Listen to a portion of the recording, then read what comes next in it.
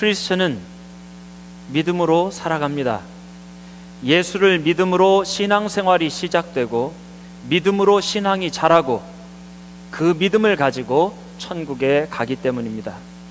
그래서 성경은 믿음의 주요 또 온전케 하시는 이인 예수를 바라보자 라고 말씀합니다. 예수님 한 분 바라보고 큰 믿음의 사람으로 살아야 하는 것입니다. 믿음으로 생각하고 믿음으로 보고 믿음으로 행하는 사람이 될 때 하나님께서 놀라운 축복을 우리에게 허락하십니다. 우리가 다 똑같이 사는 것 같아도 믿음으로 사는 사람과 믿음 없이 사는 사람은 참 큰 차이가 있습니다. 믿음은 씨앗을 심고 열매를 거두는 농사와 같은 것이기 때문에 오늘 내가 믿음으로 심으면 믿음의 열매를 얻지만 믿음을 심지 않으면 오랜 세월이 흘러도 그 열매를 먹지 못하기 때문입니다. 오늘 말씀 가운데 우리 모두가 큰 믿음의 사람 되시기를 주의 이름으로 축원합니다. 오늘 말씀은 한 이야기 안에 들어있는 부록과 같은 이야기입니다. 회당장 야이로의 딸을 구해주시기 위해서 가시던 길에 지금 12해를 혈루증으로 앓던 여인이 예수님께 나와 예수님의 옷자락을 만짐으로 인해서 이루어지는 그 병이 치유되는 이야기입니다. 혈루증, 혈루병이라고 하는 것은 계속 피가 흐르는 병인데 이것은 단순한 하혈이 아닙니다. 레위기 15장에서 이런 이야기를 합니다. 어떤 여인이 유출을 하되 그의 몸에 그의 유출이 피이면, 피가 나오게 되면 1회 동안 7일 동안 불결하니 그를 만지는 자마다 저녁까지 부정할 것이요, 이런 말씀을 합니다. 단순 하혈도 이 정도인데 오늘 이 여인이 앓고 있는 혈루증은 임질과 같은 성병 때문에 생긴 질병으로 여겨졌습니다. 그러니까 더러운 병으로 여긴 것입니다. 만지는 자마다 부정한 사람이 되었다 하니 이 여인은 가족과도 함께 있지 못하고 자녀가 있었다면 자녀와도 떨어져서 격리되어서 마을 바깥에서 살고 있었을 것입니다. 마을 안으로 들어오려면 스스로 부정하다 부정하다 소리를 지르면서 들어와야 했을 것입니다. 왜냐하면 자기에게 닿기만 해도 그 사람이 부정해지니 말입니다. 그런데 이 끔찍한 병을 얼마나 알았느냐 하면 12년 동안이나 알았습니다. 이스라엘에서 성경에서 늘 긴 시간을 이야기할 때 12 아니면 40을 사용합니다. 그렇죠? 그냥 병만 알아온 것이 아닙니다. 12년 동안 그냥 병만 알아와도 힘든 병인데 고치려고 애를 쓰다가 더 큰 괴로움을 당했다고 합니다. 성경에 이렇게 적혀 있습니다. 12해를 혈루증으로 알아온 한 여자가 있어 많은 의사에게 많은 괴로움을 받았고 가진 것도 다 허비하였으되 아무 효험이 없고 도리어 더 중하여졌던 차에, 아니 의사에게 치료를 받아야 하는데 많은 의사에게 많은 괴로움을 받았다고 합니다. 당시 의료비가 어떨지 몰라도 이 여인은 가지고 있던 것을 다 허비하였다고 합니다. 그럼에도 아무 효과도 보지 못하고 도리어 증세가 더 악화되고 말았습니다. 그도 그럴 것이 2000년 전의 의학이니 치료제가, 마땅한 치료제가 있었으리 만무합니다. 탈무드에 보면 당시에 이런 혈루증을 앓던 여인들의 치료법이 나오는데 대부분이 오늘날의 현대의학으로 볼 때는 영양제 정도 수준이었다고 합니다. 그래도 그건 좀 나아요. 그 정도가 아니면 다른 방법은 이렇습니다. 타조알을 태워서 그 재를 배 조각에 싸서 운반하는 겁니다. 자기가 가지고 이렇게 댕기는 거예요. 근데 꼭 배 조각에 싸야 됩니다. 여름에는 배 조각, 겨울에는 무명천 조각에 싸가지고 갖고 댕겨야지 이게 배하고 무명천이 바뀌면 안 돼요. 자, 또 있습니다. 흰 나귀 똥, 흰 암나귀 똥 속에 보리알을 찾아내가지고 그거를 몸에 지니고 다니는 것이 치료법이었습니다. 기가 막힌 일이죠. 네. 무모한 치료법도 시도해 보았을 것입니다. 네. 오늘날의 의학으로는 참 무모하다 하고 하는 그런 치료법도 시도해 보았을 것입니다. 계속 하혈을 하니까. 그 와중에 몸은 만신창이가 되고 증상은 더욱 악화되었습니다. 피를 계속 흘려야만 하니 심각한 빈혈과 어지럼증으로 자주 쓰러졌을 겁니다. 몸은 극도로 쇠약해졌고 삶 자체가 고통이었습니다. 많은 노력을 했는데, 정말 많이 노력했는데 12년 동안 결국 얻은 것은 절망이었습니다. 육신의 절망과 함께 더 큰 마음의 절망을 얻었습니다. 무려 12년 동안. 그런데 이 살아있는 시체처럼 살던 여인에게 예수님의 소식이 들렸습니다. 살았으나 죽은 자처럼 살았었는데 어느 날 예수님의 소식이 들립니다. 본문 27절, 예수의 소문을 듣고, 이렇게 격리되어 있던 여인에게까지 예수님의 소문이 들립니다. 그리고 예수님만 만나면 중풍병자도 일어나고 귀신도 쫓겨난다고 합니다. 수많은 병자가 이미 예수님을 만나 치유함을 받았다고 합니다. 복음입니다. 나도 이 병에서 고침받을 수 있다는 확신이 생겼습니다. 우리가 그리스도를 전해야 하는 이유도 바로 이것이죠. 이것이 복된 소식이기 때문입니다. 혹시 우리 가운데 아직 큐티 모임에 참석하시지 않으신 분들이 계십니까?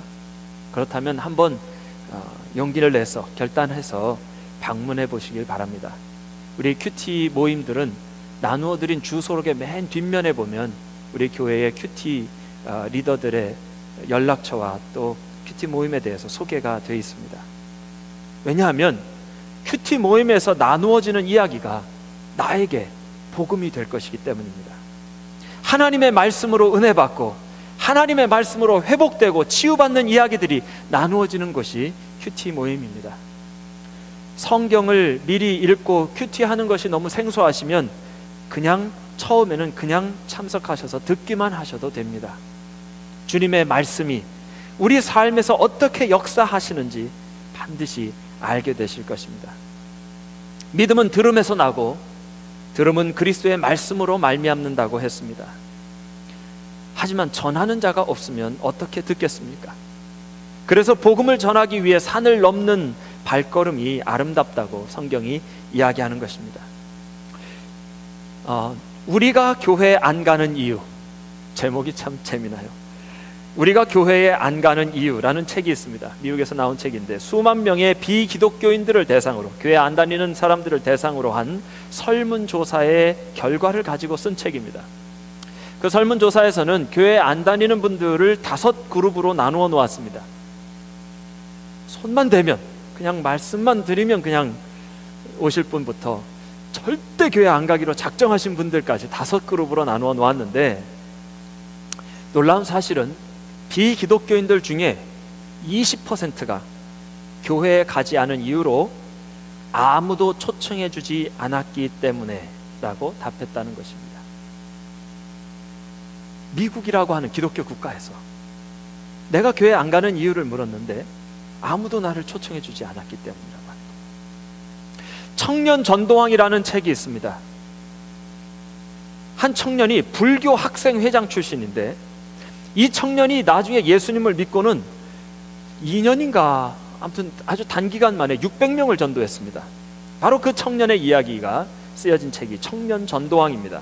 그런데 이 청년이 예수 믿고 나서 처음으로 한 것이 무엇인지 아십니까? 중고등학교 때 자기와 친하게 지내던 기독교인 친구들을 만나서 왜 그때 나에게 한 번도 전도하지 않았는지 그걸 물어본 거예요.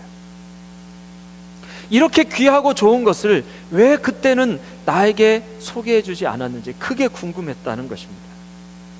누군가는 지금 복음이 필요합니다. 12년을 혈루증으로 알아온 여인처럼 누군가는 지금 예수님의 이야기가 갈급합니다.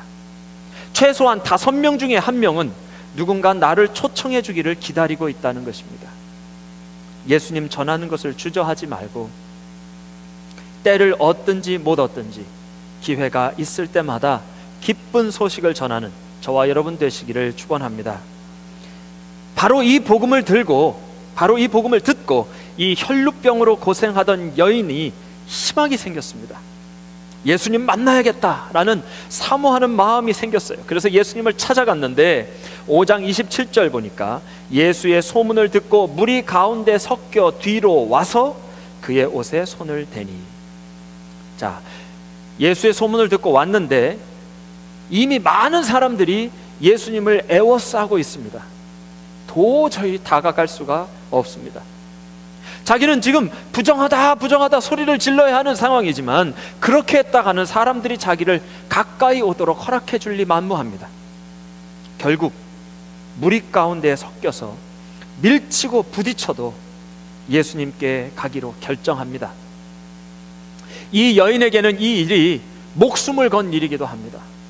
왜냐하면 이 사실을 무리가 알게 된다면 자기 몸에 닿기만 해도 부정해지는 사람인데 밀치고 밀면서 거길 뚫고 들어가는 그 여인이 어떤 사람이라는 걸 알게 된다면 이 여인은 어떤 봉변을 당할지 모르기 때문입니다.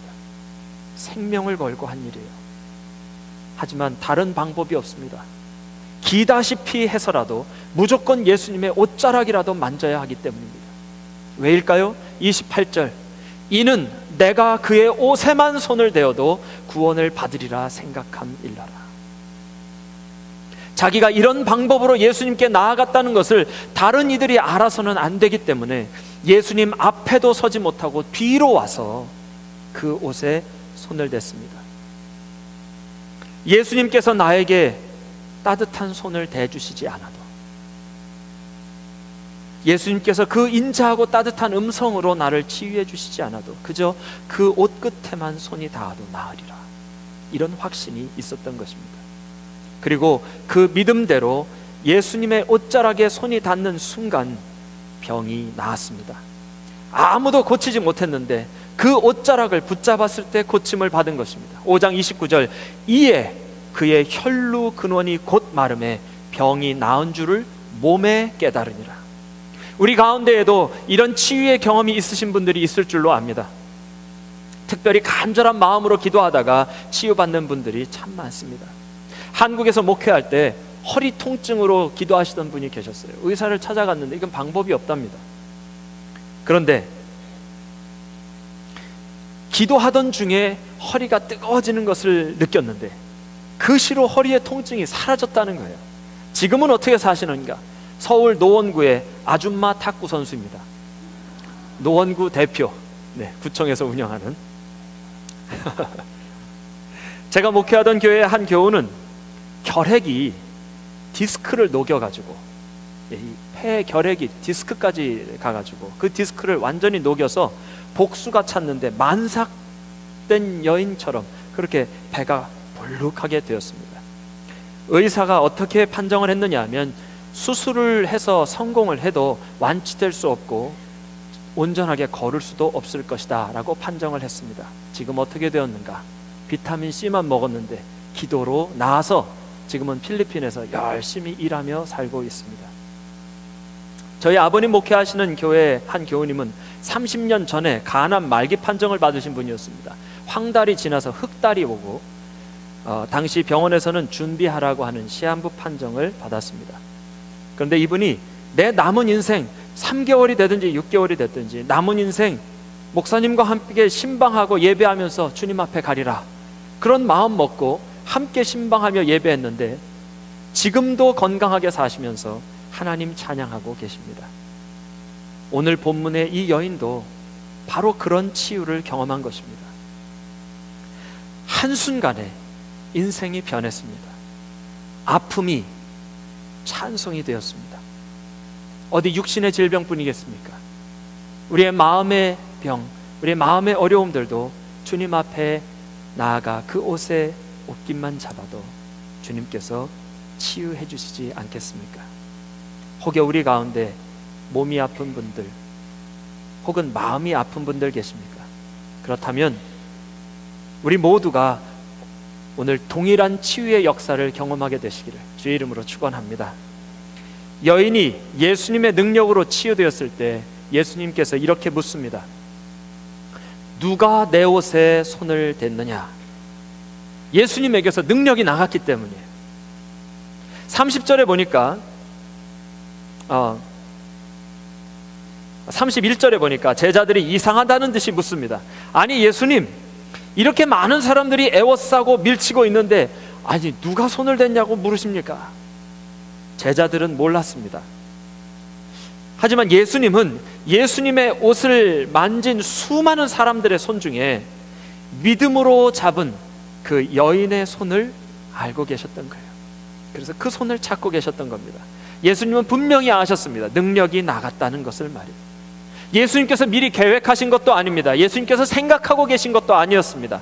예수님의 계획과 상관없이 믿음의 손으로 예수님의 옷깃이 닿았을 때 능력이 나타난 것입니다. 바로 그 믿음의 사람을 예수님이 찾고 계신 것입니다. 성경, 특별히 마가복음에서는 예수님께 간절한 마음으로 나온 이들에게 역사가 나타났다라고 하는 것을 강조해서 이야기하고 있습니다. 중풍병자의 친구들은 지붕을 뚫고 달아내려서 치유함을 받았습니다.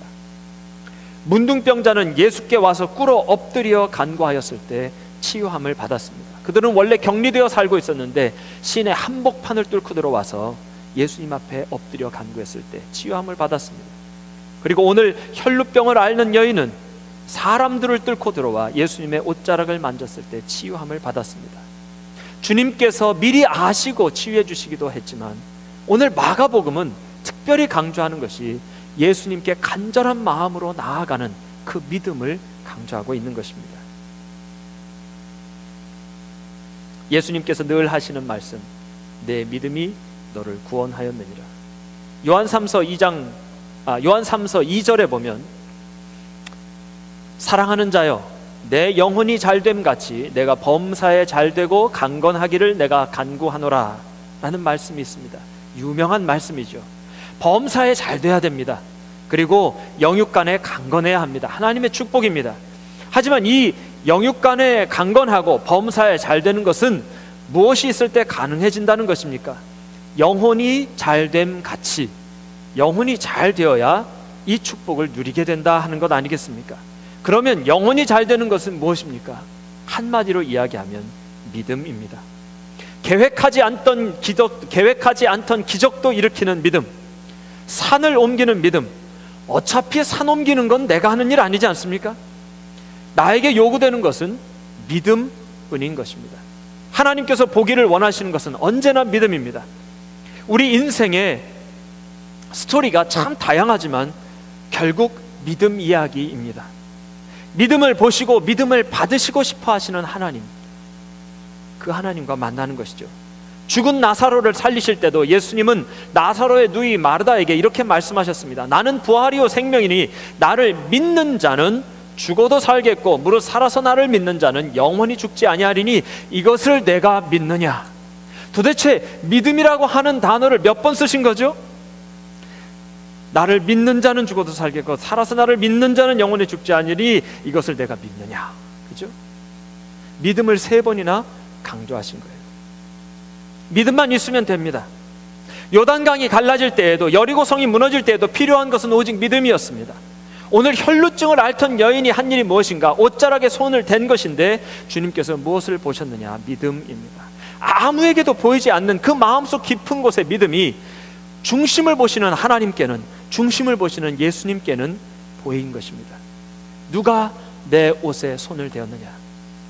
주님께서 오늘 믿음의 손 찾으실 때에 이 믿음이 우리 모두에게 있게 되기를 소망합니다. 제 마음속에 계속 메아리치는 말씀이 있어요. 무엇이냐면 예수님의 능력이 나갔다 하는 것이에요. 예수님의 능력이 나갔다는 것. 이제껏 예수님께서 수많은 병자를 고치실 때 예수님은 자기 자신을 내어주셨던 겁니다. 음악을 연주할 때에도 그저 틀리지 않게 연주하는 것과 자신의 영혼을 담아 연주하는 것은 완전히 다른 것을 문외한도 다 느낍니다. 온 힘을 다해, 온 마음을 다해 연주할 때 듣는 이들에게 감동이 전해지지 않습니까? 그래서 감동적인 연주회가 끝나면 연주자는 큰 기쁨과 함께 몸은 많이 지치게 될 것입니다. 왜냐하면 온 힘을 다해 연주했기 때문입니다. 연기를 하는 배우들도 마찬가지입니다. 눈물과 감정이 흉내가 아니라 진심으로 녹아 들어가야 다른 이들의 마음을 움직이게 되지 않습니까? 목회도 마찬가지라고 믿습니다. 말씀을 증거할 때 힘을 다해 증거합니다. 하나님 주시는 말씀을 하나님 주시는 능력으로 담대하게 전하는 것입니다. 이때 성경은 성전의 제단에서부터 생명수가 흘러나온다고 하였습니다. 그런데 주님은 그 수많은 사람을 치유하시고 말씀을 전하시면서 당신의 힘과 능력을 내어주신 것입니다. 그리고 마침내 십자가에서 생명까지 내어주셨습니다. 예수님은 하나님의 아들이시니까 피곤함도 모른 채 팡팡팡 낫게 하신 것이 아니었습니다. 능력이 빠져나가는 것을 예수님이 아실 정도로 한 명 한 명을 위해 힘을 다해 기도하시고 치유하신 것입니다. 일본 사람들이 만든 기독교 영화가 있었습니다. 제목은 기억이 나지 않는데 내용은 이렇습니다. 한 홈리스처럼 생긴 사람이 있는데 이 사람은 다른 이들의 질병을 치유하는 능력이 있었습니다. 너무 불쌍하고 안타까우니까 한 사람 한 사람 치유해 주는데 그 방법이 그 질병을 자신의 몸으로 가져오는 것입니다. 그리고 그 고통을 자신이 대신 모두 감당합니다. 그리고 치유가 되면 또 다른 이의 질병을 고쳐줍니다.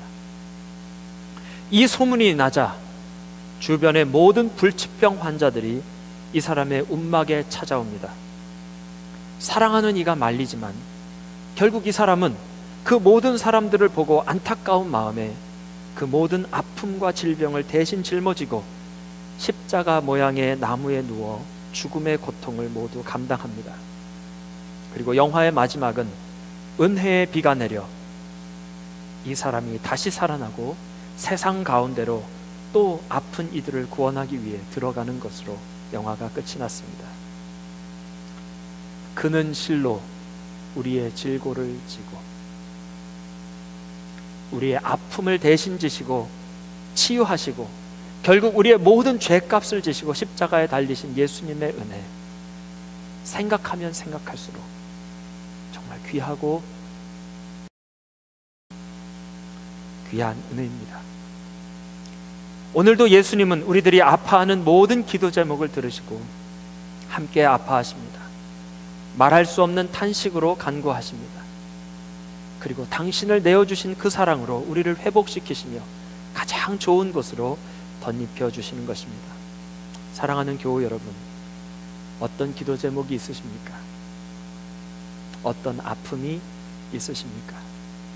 그것이 무엇이든 믿음으로 주님 앞에 나아가십시다. 자신을 내어주시는 주님의 은혜가 우리 모두를 치유하시고 구원하실 줄 믿습니다.